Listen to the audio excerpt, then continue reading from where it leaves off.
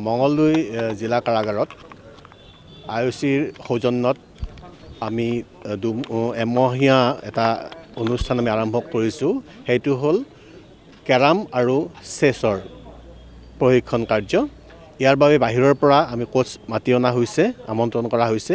তেখেতসকলে আমাৰ কাৰাবন্দীসকলক এমাহৰ বাবে শিকাব। লগতে যিসকলে বেছিকৈ শিকিব বা ভালকৈ শিকিব পাৰিব তেওঁলোকে অন্যান্য কাৰাবন্দীকো ধুনীয়াকৈ শিকাব পাৰিব বুলি মই বিশ্বাস কৰোঁ।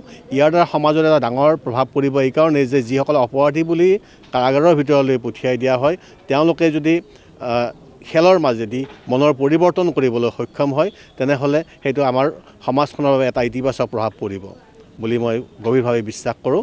এনেকুৱা অনুষ্ঠান অকল অসমৰ মঙলদৈ জিলা কাৰাগাৰতে লোৱা হৈছে আৰু ভাৰতৰ এনেকৈ 23খন কাৰাগাৰত এই অনুষ্ঠানটো আজিৰ দিনতে মুকলি হৈছে।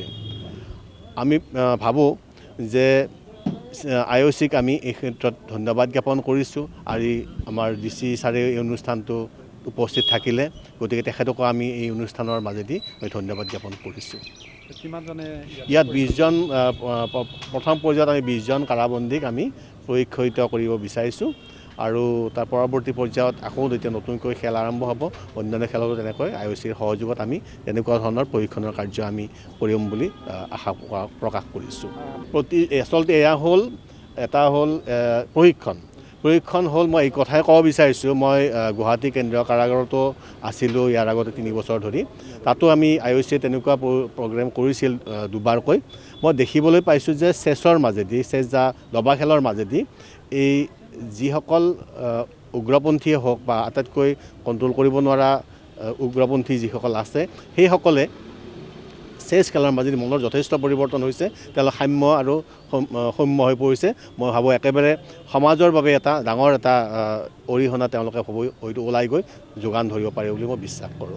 প্ৰশিক্ষক হিচাপে আমাৰ দুগৰাকী মঙলদৈৰে ব্যক্তিক আমি আমন্ত্ৰণ জনাই আনিছোঁ। এগৰাকী হ'ল মুকুল কলিতা বুলি,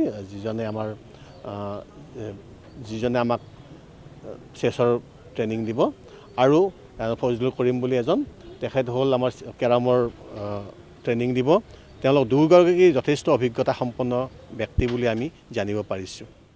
হয়, ইতিমধ্যে আপোনালোকে গম পাইছে আমাৰ পৰিৱৰ্তন, আমাৰ যিটো অসম তথা ভাৰত চৰকাৰৰ এটা প্ৰগ্ৰেম। আমাৰ গোটেই ভাৰতবৰ্ষত আপোনাৰ 23খন ডিষ্ট্ৰিক্টত আমাৰ দৰং জিলাৰ জেলখন ছিলেক্ট কৰিছে। ইয়াত মানে যিসকল আমাৰ ইনমেটছ আছে বা যিসকল আমাৰ লোক আছে ইয়াত, তেওঁলোকৰ মাজত খেল মানে আয়োজন কৰিছে, চেছ খেল আৰু আমাৰ কেৰম বৰ্ড খেল। চ' আমি ইয়াৰ পৰা আমি গম পাইছোঁ যে আমাৰ যিটো এতিয়া চৰকাৰ অকল মানে আপোনাৰ আমাৰ সমাজৰ যিসকল আমাৰ ব্যক্তি আছে, আমাৰ ছাত্ৰ ছাত্ৰী বা যুৱক যুৱতী অকল আমি গম পাইছোঁ ইতিমধ্যে খেল মহাৰণ সাংস্কৃতিক মহাংগ্ৰাম চলিছে বাহিৰত। মানে জেলতো ইমান গভৰ্ণমেণ্টে ইম্পৰ্টেঞ্চ দিছে। জেলৰ যিসকল ইনমেটছ আছে তেওঁলোককো মানে যাতে তেওঁলোকৰ মনবোৰ ঠিকেই থাকে, বিভিন্ন ধৰণৰ মানে চেছ খেলে হওক বা আপোনাৰ কেৰম বৰ্ডেই হওক, আৰু আমি বিভিন্ন স্কিমবোৰো আমি ইয়াত তেওঁলোকৰ ইনমেটছৰ মাজত আমি প্ৰশিক্ষণ দিওঁ।